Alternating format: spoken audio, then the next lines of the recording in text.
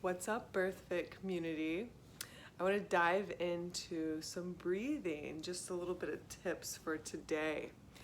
And specifically, diaphragm, pelvic floor, nasal breathing, and how we're designed to breathe. And I want to show you an image, and hopefully you can see this, but this is our diaphragm. Yes, it's a very basic drawing, but hopefully you can get an idea of just how things are set up and working. And so keep that in mind. What I want to chat about is the benefits of nasal breathing and why we program, or why you might see things that say inhale through your nose, exhale through your mouth. So think of it this way: our mouth is designed for food consumption, chewing things, tasting things, and our nose is designed for breathing. And it's pretty cool. Like, it's actually on purpose. Our nose is for filtering. It is for, basically breathing through our nose, filtering. It allows basically temperature change, so it can humidify the gas as it enters our bodies. It can help reduce our heart rate when we breathe this way. It can also have a better oxygen exchange. And let me see. Oh, this is a big one. Reduce lactic acid, as more oxygen is delivered to muscles. And those are just some of the things I wrote down. But, breathing through our nose is something that we put in our postpartum training and in our running program. And it's something that I want you to play with, because it's going to have a significant impact on your recovery, your heart rate variability, and just your overall health.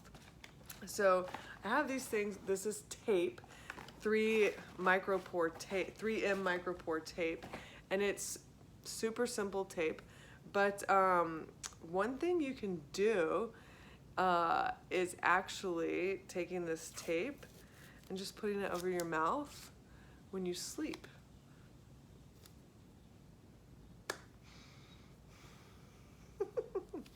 Just like that.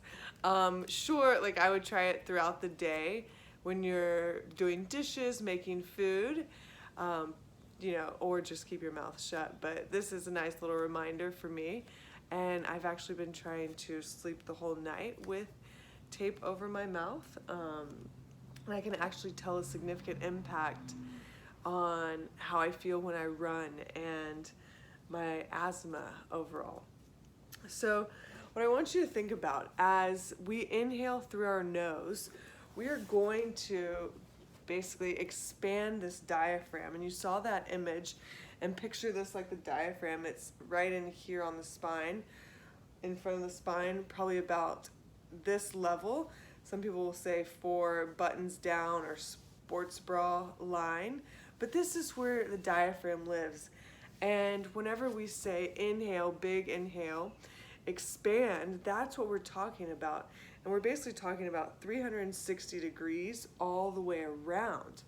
And so as the diaphragm expands, everything lowers.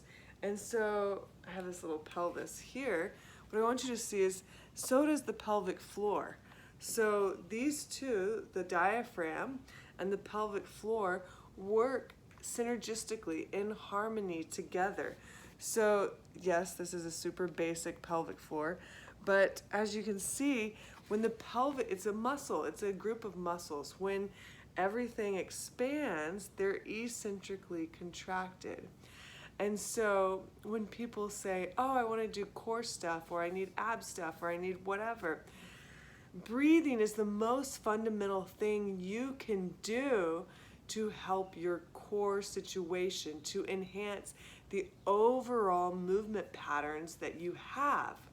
And so on the most basic level, if you can add in 5 minutes of nasal breathing and just breathe, like feet up, breathing, expanding your diaphragm, thinking about your pelvic floor, thinking about those two moving together, that's going to have a huge impact, way more than, 60 seconds of sit-ups.